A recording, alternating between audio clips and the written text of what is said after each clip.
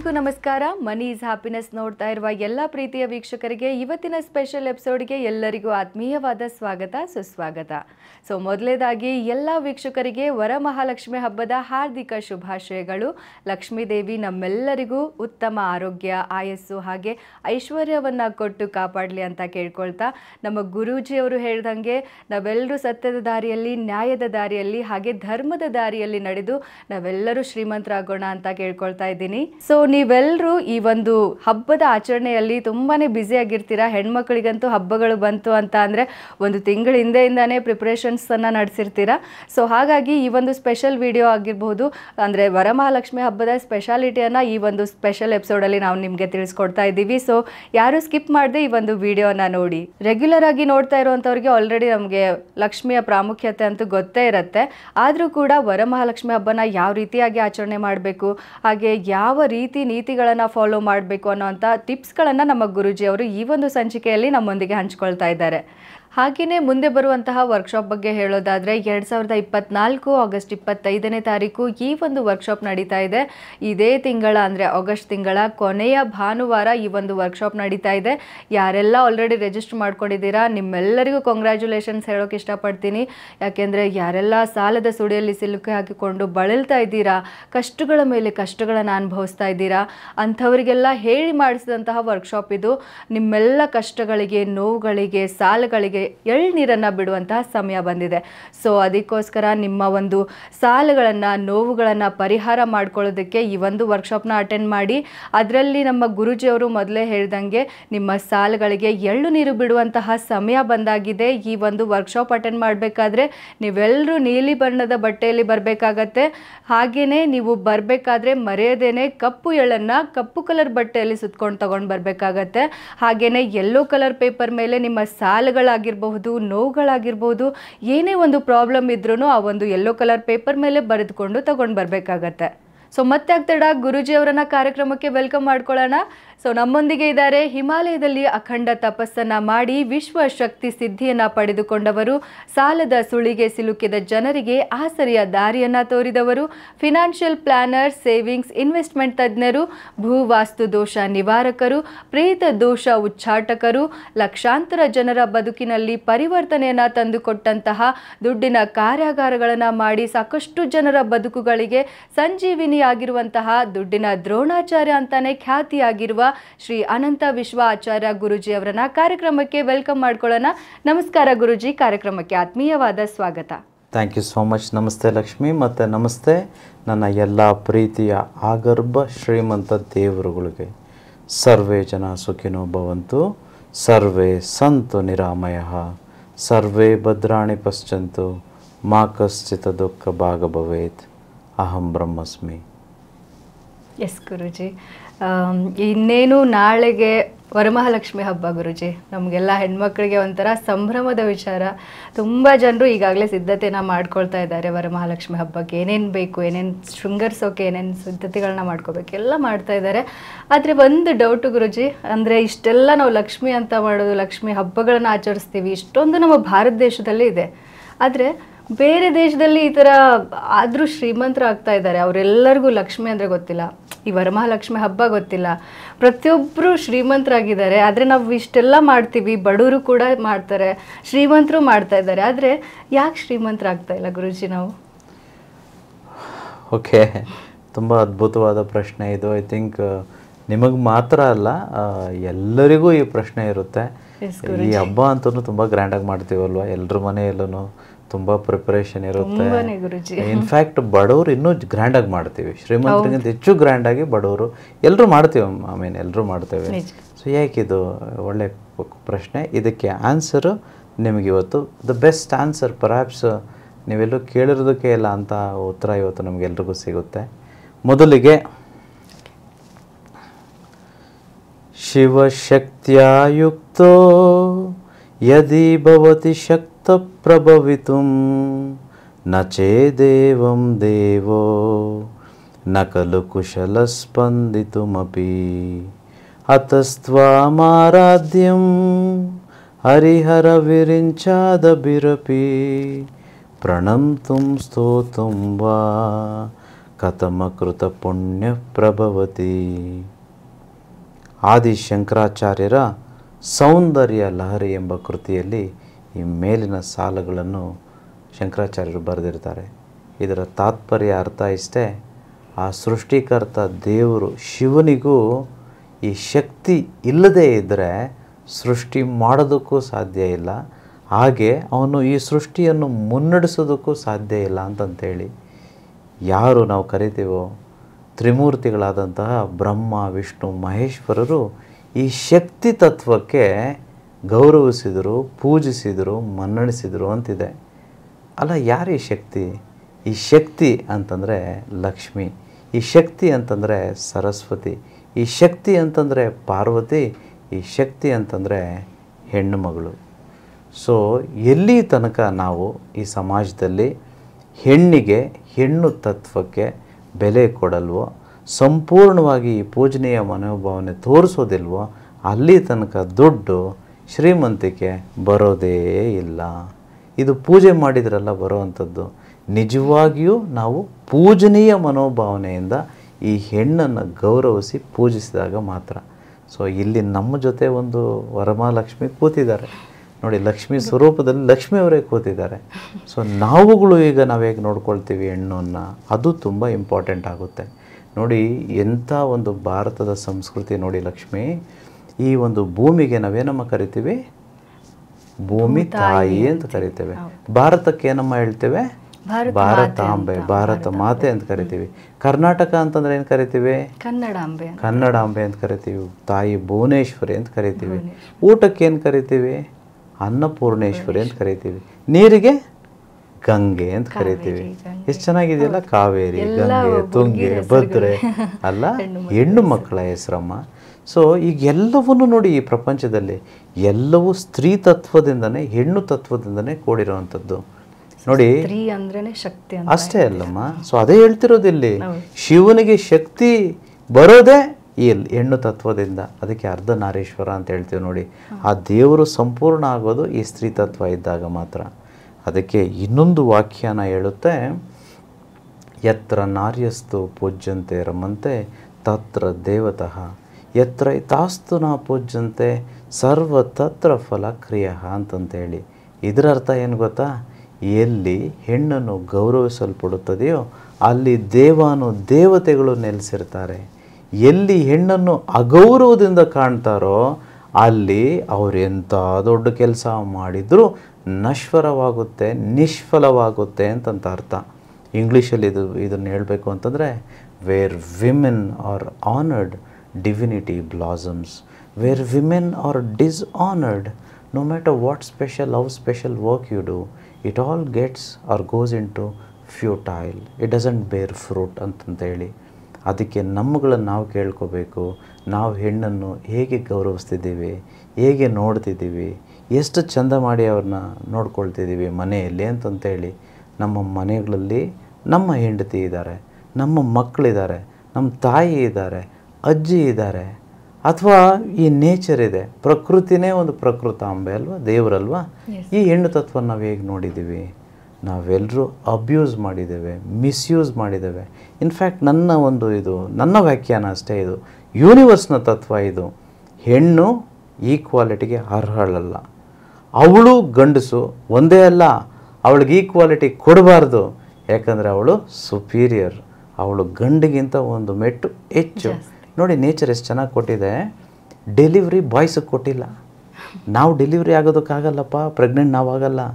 ಯಾಕಂದ್ರೆ ತುಂಬ ಕಷ್ಟ. ನಿಮ್ಮ ಕೈಯಲ್ಲಿ ಆಗಲ್ಲ ಕಣೋ, ಅವಳ ಕೈಯಲ್ಲೇ ಸಾಧ್ಯ ಅಂತೇಳಿ ಆ ಕಷ್ಟವಾಗಿರೋದು ಅವ್ರಿಗೆ ಕೊಡ್ತಾರೆ. ಸುಲಭವಾಗಿರೋದು ನಮಗೆ ಕೊಟ್ಟರೆ, ಕಷ್ಟ ಇರೋದು because she can bear all that.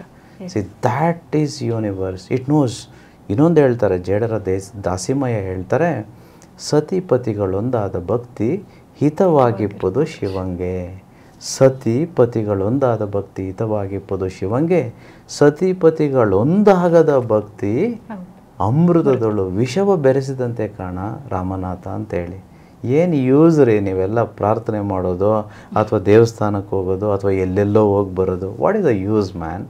ನಿಮ್ಮ ಹೆಂಡತಿಯನ್ನು, ನಿಮ್ಮ ಮಗಳನ್ನು, ನಿಮ್ಮ ಒಂದು ತಾಯಿಯನ್ನು, ನಿಮ್ಮ ಅಜ್ಜಿ ಯಾರಿದ್ದಾರೋ ಮನೆಯಲ್ಲಿ ಅವರನ್ನೇ ನೋಡದೇ ಇದ್ದರೆ, ಪೂಜಿಸದೇ ಇದ್ದರೆ, ಗೌರವಿಸದೇ ಇದ್ದರೆ, no use of all your mantra. ಎಲ್ಲ ಡ್ರಾಮಾಗಳಷ್ಟೇ, ಅಮೃತಕ್ಕೆ ವಿಷ ಬೆರೆಸಿದಂತೆ ಅಷ್ಟೇ. ಏನು ಯೂಸ್ ಇದೆ ಈ ಹಬ್ಬ ಮಾಡಿ? ಈ ಹಬ್ಬ ಅಲ್ಲ, 1000 ಹಬ್ಬ ಇನ್ನೂ ಗ್ರ್ಯಾಂಡಾಗಿ ಮಾಡಿದ್ರು ಹಣ ಬರೋದಿಲ್ಲ. ಎಷ್ಟು ಜನ ನಾವೆಲ್ಲ ಕುಡಿದು ಮನೆಗೆ ಬರ್ತೀವಿ, ಎಷ್ಟು ಜನ ನಾವೆಲ್ಲ ಟೊಬ್ಯಾಕೋ ಕನ್ಸ್ಯೂಮ್ ಮಾಡ್ತೀವಿ, ಎಷ್ಟು ಜನ ನಾವು ಫ್ರ್ಯಾಂಕ್ಲಿ ಹೇಳಿ, ನಾವು ಒಂದೇನಾದರೂ ಸೀರೆ ಕೊಡಿಸಿದ್ರೆ 10 ಸಲ ಹೇಳಿರ್ತೀವಿ ಅದು ಕೊಡಿಸ್ದೆ ಇದು ಕೊಡಿಸ್ದೆ ಅಂತಂತೇಳಿ. ಮ್ಯಾನ್, ನೀವು ಎಷ್ಟು ಕೊಟ್ಟರು ಅವ್ರ ಋಣ ತೀರ್ಸೋಕ್ಕಾಗಲ್ಲ ರೀ. ಕ್ವೈಟ್ ಫ್ರ್ಯಾಂಕ್ಲಿ, ನಾನು ಎಪಿಸೋಡ್ ಮಾಡಬೇಕು ಮಾತಾಡಬೇಕು ಅಂತ ಹೇಳ್ತಿಲ್ಲ. This is the truth of universe. ಇದು ವಿಶ್ವ ತತ್ವ. ಇದು ನೋಡಿ, ಎಲ್ಲಿ ತನಕ ಈ ದೇಶ ಆಗಲಿ ಯಾವುದೇ ದೇಶ ಆಗಲಿ ಈ ಹೆಣ್ಣುತನಕ್ಕೆ ಮರ್ಯಾದೆ ಒರಿಜಿನಲ್ಲಾಗಿ ಕೊಟ್ಟವೋ ಅಲ್ಲಿ ತನಕ ಭಾರತ ನಂಬರ್ 1 ದೇಶ ಆಗಿತ್ತು ಶ್ರೀಮಂತಿಕೆಯಲ್ಲಿ. ಯಾವಾಗ ಇದು ಡಿಕ್ಲೈನ್ ಆಗ್ತಾ ಬಂತೋ ಈಗ ಬಡತನ ಸ್ಥಿತಿಗೆ ಹೋಗ್ತಿದ್ದೀವಿ.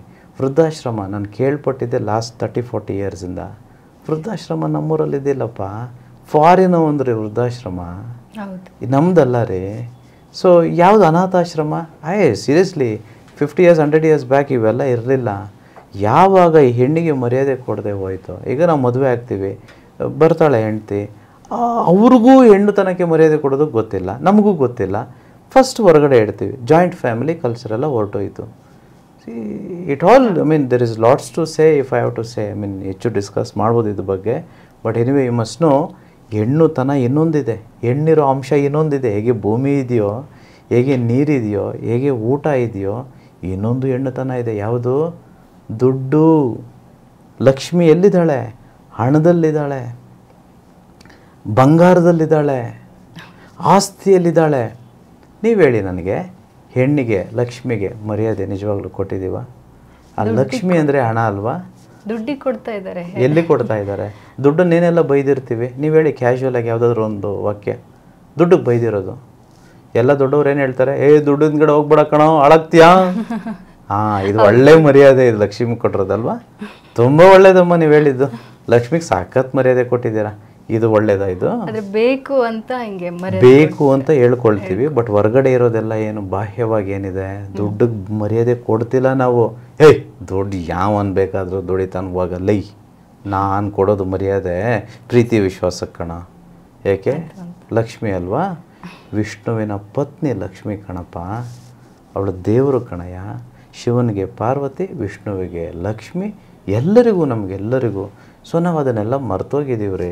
ಸೊ ನಿಜವಾಗ್ಲೂ ಪ್ರೀತಿ ಮಾಡ್ತಿಲ್ಲ ನಾವು.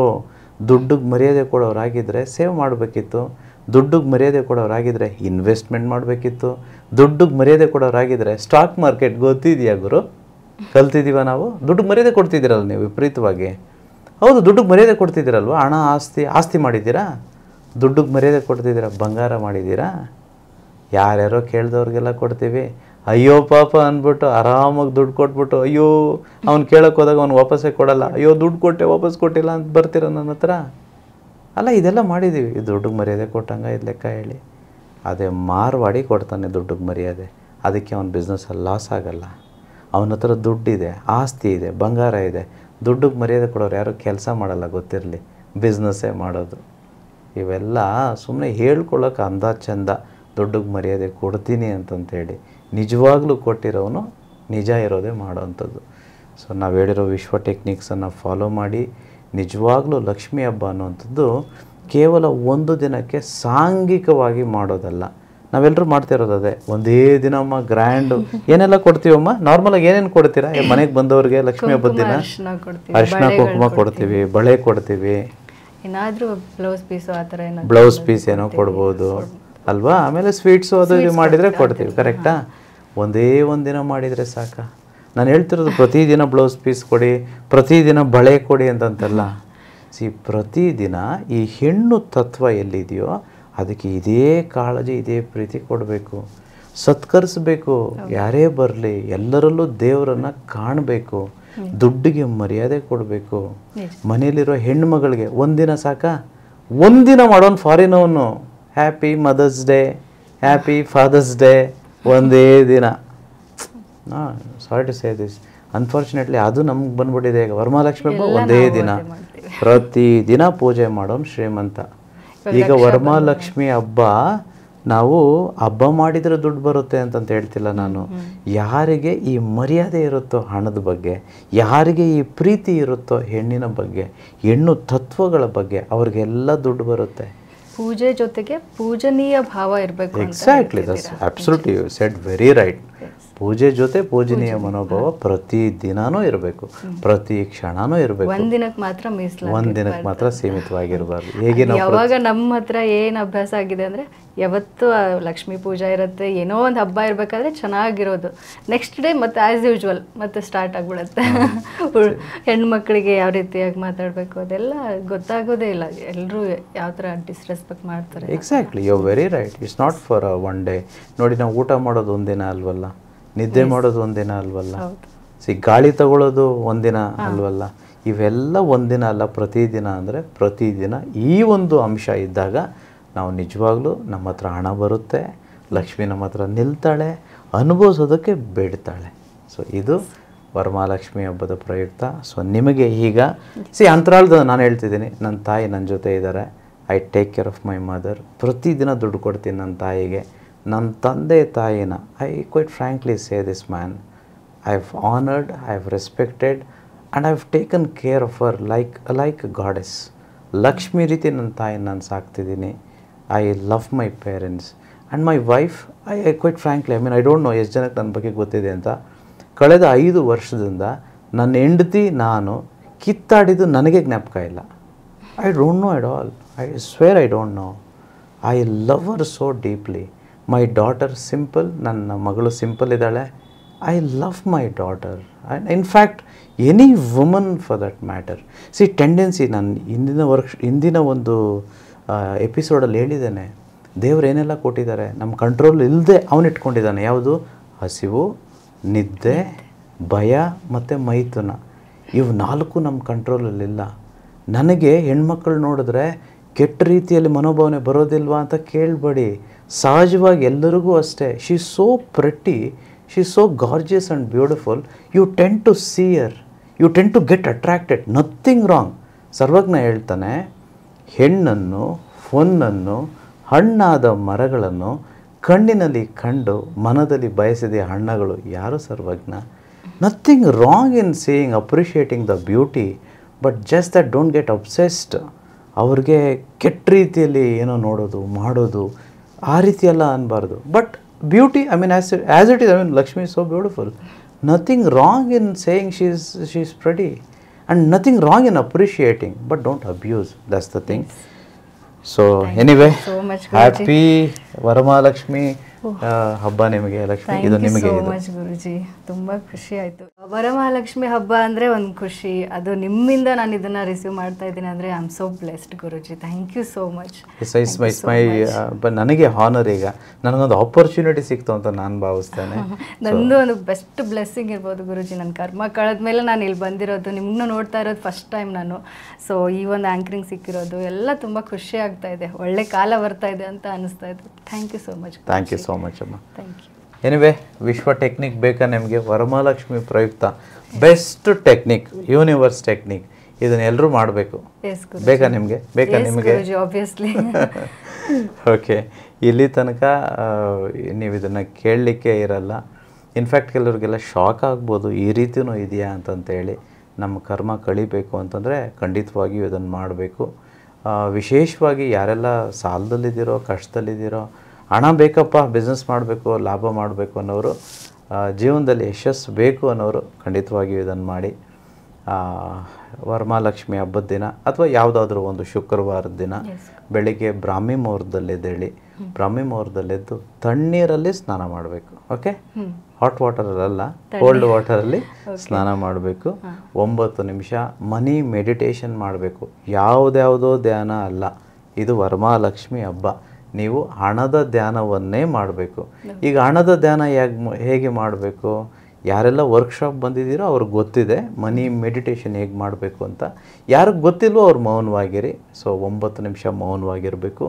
9 ನಿಮಿಷ ಧ್ಯಾನ ಮಾಡಿದಾದಮೇಲೆ ಮನೆಯಲ್ಲಿ ಯಾರೆಲ್ಲ ಹಿರಿಯರಿದ್ದಾರೋ ಅವರ ಕಾಲಿಗೆ ಬಿದ್ದು ಆಶೀರ್ವಾದ ತೆಗೆದುಕೊಳ್ಬೇಕು. ಮನೆಗೆ ಬರುವ ಎಲ್ಲ ಅತಿಥಿಗಳನ್ನು ಸತ್ಕರಿಸಬೇಕು.